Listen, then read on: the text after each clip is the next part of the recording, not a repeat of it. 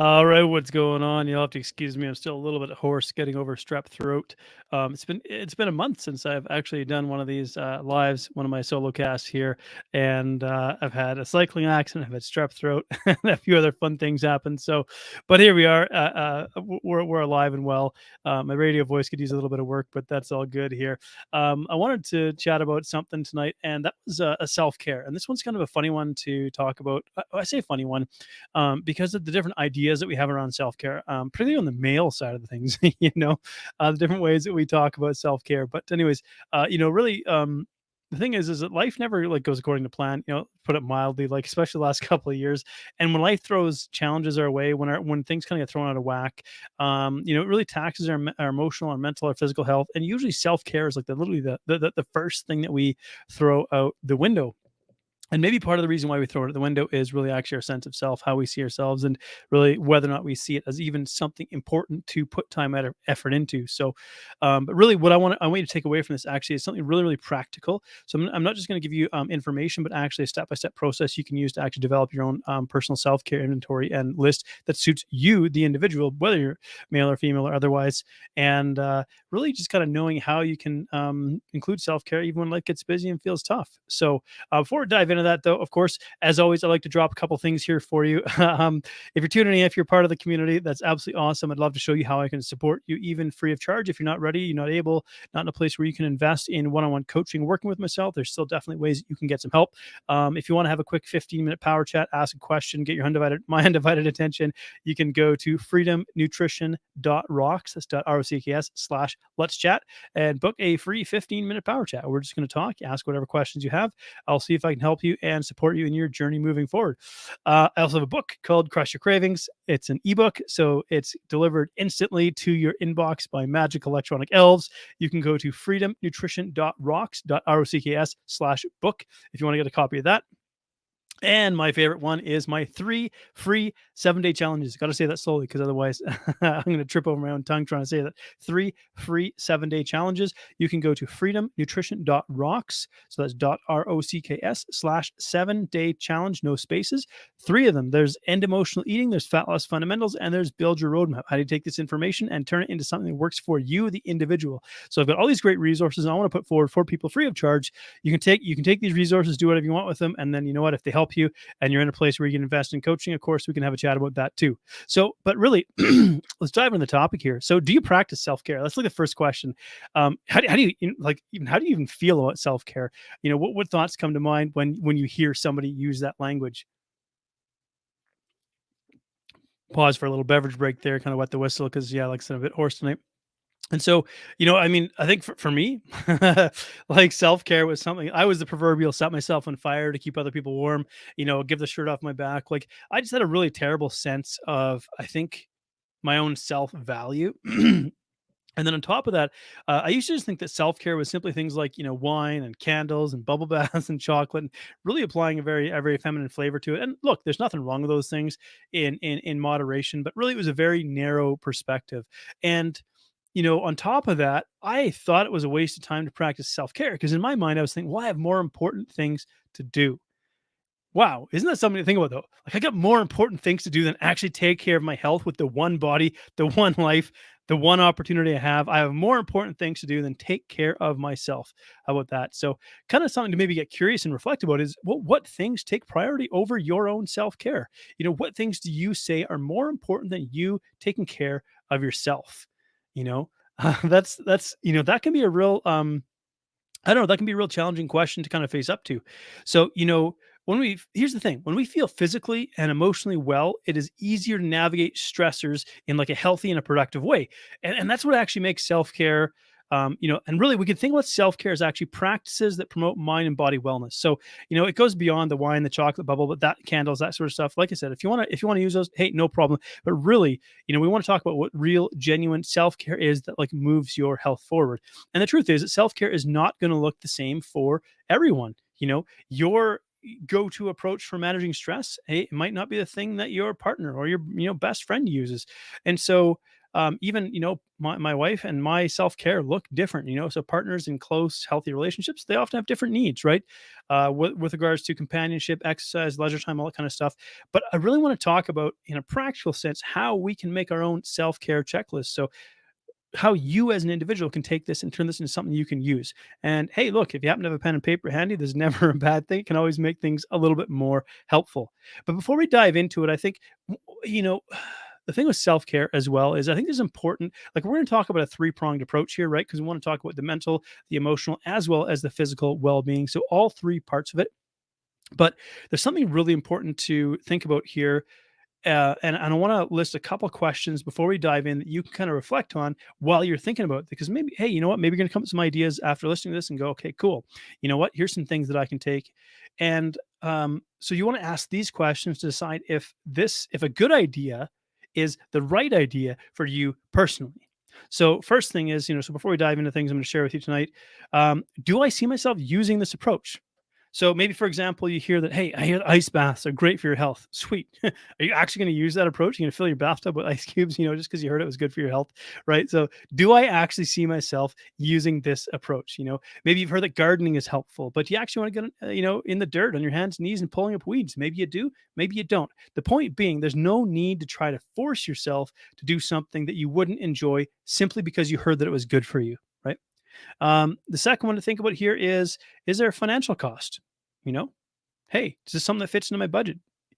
Does it make sense to spend money on it, right? It's okay if self-care costs some money sometimes, if it can comfortably fit into your budget. But if it increases your financial stress, maybe you're better off looking at other options. And the third thing to really ask is, am I trying to do too much? So we can fall into almost like the self-care trap, if I could call it that way. And that is like, well, if some is good, more is better. And maybe almost even starting to feel guilty when we're like not doing enough. And it's like, you don't have to take an all or nothing approach to self care, right? Self care is fantastic, but we don't want to create too much pressure to try and do too much. So maybe we think because it's a good thing, we should try to do all the things. That is not the case. So before we dive into, we're literally going to dive into this. Before we dive into it, just quickly to recap: do I see myself using this approach? Doesn't matter if it's good. Is it right for you? Number two, is there a financial cost? Can this fit into my budget comfortably without adding to my financial stress? And three, am I trying to do too much? So do I think that, if some is good, more is better, and really start to push myself or pressure myself into doing too much? So the first idea I actually want to touch on here is physical self care. So with regards to physical self-care, I'm putting this one first because we often think about emotional and mental health when we think about self-care. But I think it's important to realize that your physical health is the foundation that you can build on with your emotional and your mental health. So you kind of need that physical health as well. And really, the first one that comes to mind for me is sleep. So I'm kind of curious, how would you describe the quality of your sleep? It's there's a book out there that maybe you shouldn't read, I don't know. It's called Why We Sleep, and it explains all the things that happens when we don't get enough sleep. And look, I got a toddler, I got a 17-month-old, who's not a great sleeper, who wakes up multiple times a night, and so, it's not like I'm getting a perfect 7 to 9 hours every night of beautiful, restful sleep. It's more a case of we make the best of what we can in whatever our circumstances happen to be. So if you're a young parent and you're struggling with this, that is totally okay, right? So it's not about the perfect sleep, but what can you do to give yourself the best sleep possible in whatever circumstances you're faced with? So sleep would be, the first thing I think about when it comes to physical self-care. Second one would be nutrition. So I think this one, without beating this to death, because I've got plenty of resources in and around nutrition. How do you feel about your nutrition habits? Like, if you just take an honest assessment and go, like, what is my nutrition actually like? No judgment here. That's not the point of this. But really, in order to create change, we have to be aware of where we're actually at in the present moment. Sometimes being busy means we don't make time for eating healthy, or we feel like we don't have time for it. But there's a couple of other things that not necessarily have to be exactly about what we eat, but maybe how we eat, how we interact with food. Do we feel rushed, and do we feel stressed at mealtime? Third one is movement. Movement is life, and the day that we stop moving is like the day that we die. Right. So movement is life. And oftentimes we think about movement, we think about exercise, activity, going to the gym, working out, all those kind of things. These are all good things. But if you find yourself saying, look, I don't have time for these things, cool. That doesn't mean you don't have time, though it's impossible to find. It's what works for you with regards to movement. So thinking about, hey, what's an activity that I actually enjoy doing? whether it's kayaking or hiking or walking or running or whatever. And so those are the three I think that I would start with, and really actually just picking one of those three. So if you were to pick one of those three to focus on with regards to your self care, your physical self care, would you choose sleep, nutrition, or movement? Kind of curious. Feel free to answer it. So our physical health lays a strong foundation for our mental health. Now that's the next one that I want to slide into here. Let's ask the question. Well, how do you feel about your current levels of stress? So very often we normalize stress and we go, yeah, maybe it's high, but I can handle it. Sort of. Okay, because whenever we're under chronic stress, eventually we start to break down, right? So stress levels play a significant part in your mental health. And I think maybe a really, really simple way to tackle this is to start exploring what's currently stressing you out. So we could call this taking a stress inventory. Excuse me. So, what's stressing you out? How are you managing it? Is there anything that's optional? Anything you can get rid of? If not, is there a way that you can handle it more effectively? So stress would be the first one, connected to the mental health and self care. Second would be boundaries. So this is a really interesting one. I find myself having a lot of conversations around boundaries when it comes to working with my clients. And when you hear the word boundaries, I wonder what you think about, and I wonder how you feel about them. Do you feel like you have strong boundaries? Or is this something that you struggle with? You struggle with because the way that we set boundaries is very often connected to our sense of self worth or self value. So if we struggle to set boundaries, very often there is an underlying belief or struggle there that if we set strong boundaries, that we might isolate ourselves from other people in our lives. And I used to really struggle with this, saying yes to everything all the time. And the thing is, setting strong boundaries will help you protect your time that you set aside for yourself and your self care, and that in turn can help to keep stress in check. So, what might it look like to set boundaries? And obviously, we're just going to touch very briefly on each one of these topics. Could be explored in much more detail, but maybe it's saying no when you'd rather not doing something. Maybe it's not volunteering for extra work, or just simply communicating your needs directly. So, being assertive of your needs. Now, here's the thing, being assertive doesn't mean you have to be a jerk. It just means you can be firm.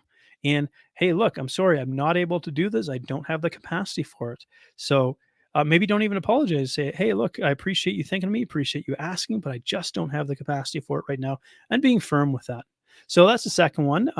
Third one, in terms of mental self care. So we talked about stress management, setting boundaries, and it's nourishing your brain. And I love this one because I'm a big fan of my brain. I really like it. I want to keep it. I want to keep it healthy. So I'm often thinking about what are some ways that I can nourish my brain.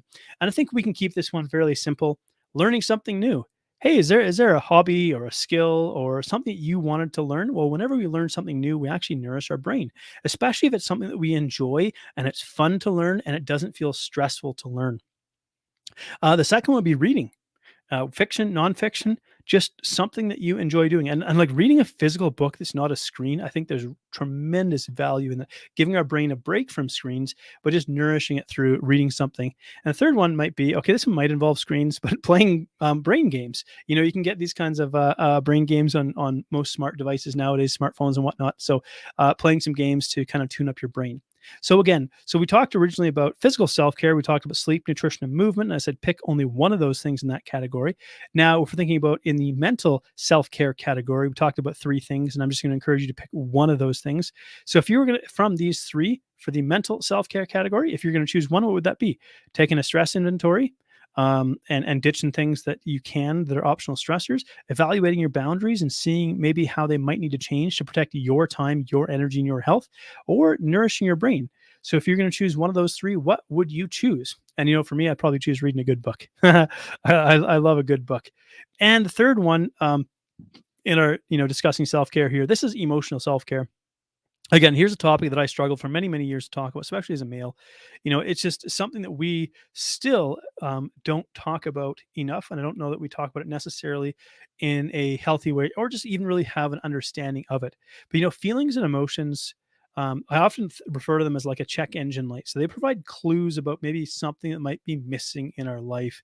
So emotional self care is really about getting in touch with our feelings. And for a lot of people, that sounds like a really scary thing. What getting to what? What do you mean getting in touch with my feelings? But really, if we think about emotions as check engine light, they are bringing attention to something in our life that needs our attention, right? So that they're shining a light on that.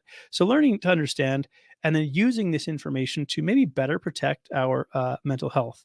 And so thinking about steps that we can use to do this. Number one would be mindful awareness. So it's tough to let we just talked about letting your emotions kind of be a bit of a guide or one of the things that guides you, but it's awfully tough to let our emotions guide us if we don't know what they mean you know? And so I think one of the biggest things we do is we use what I call emotional anesthetics. So whether it's Netflix, alcohol, junk food, all these sorts of things, video games, so many different emotional anesthetics available to us every day in this 21st century modern life. And so if we find ourselves overutilizing emotional anesthetics, it's really tough to actually get in touch with our emotions and kind of be able to sit with those often uncomfortable feelings and learn what they mean. So I think with regards to mindful awareness, the goal here really is to make time to sit with your feelings and actually acknowledge them because and now let's say this is something you've never done before and you're like, man, I don't even know how to do this. What do you mean, like sit with my feelings? Like you know hey, journal, start writing some stuff down, take the thoughts that you're in your head, put them on paper. Don't it can be an easy way to get some clarity. So thinking also about emotional well-being, I would say an interesting one is, do you have companionship in your life? You know, talk about the last couple of years, and one of the things that really took away from us was a lot of in-person human physical connection, not just with intimate partners, but really just with friends, family, and spending time being social and being human. Like most of us need some kind of human interaction and spend time interacting with humans in like meaningful ways. And so I would just ask the question, like, is there a friendship, a relationship, maybe a community that you're a part of where you can make or nourish or nurture a meaningful connection? Maybe you're a volunteer, maybe you're part of a church organization, or maybe you're part of some other, organization. Maybe you're part of a walking group, and there you could tick off two boxes, right? A walking group where you get something for your physical health as well as something for your emotional health as well. And the third one in this category that I was thinking about really was personal time. Do you ever just take personal time for yourself? And by personal time, I don't necessarily mean just spending time checking out on a screen, mindlessly scrolling, right? I mean, time to unwind, sure, but it could mean like taking a personal day from work if you're really struggling, creating a private space for yourself at home where this is your quiet space that you go to. Make time for a hobby that doesn't involve screens, like however you choose to spend your time. Like, I think private relaxation is also essential for emotional health, and so just like we've been talking about companionship, also being able to find some personal time for yourself, that should be a part of every self care plan. So really tying all of this together, from these three: mindful awareness, companionship, personal time. If you're to choose one of those, what might you choose to, put into practice to support your emotional health? You know, and really let's tie all of these things together.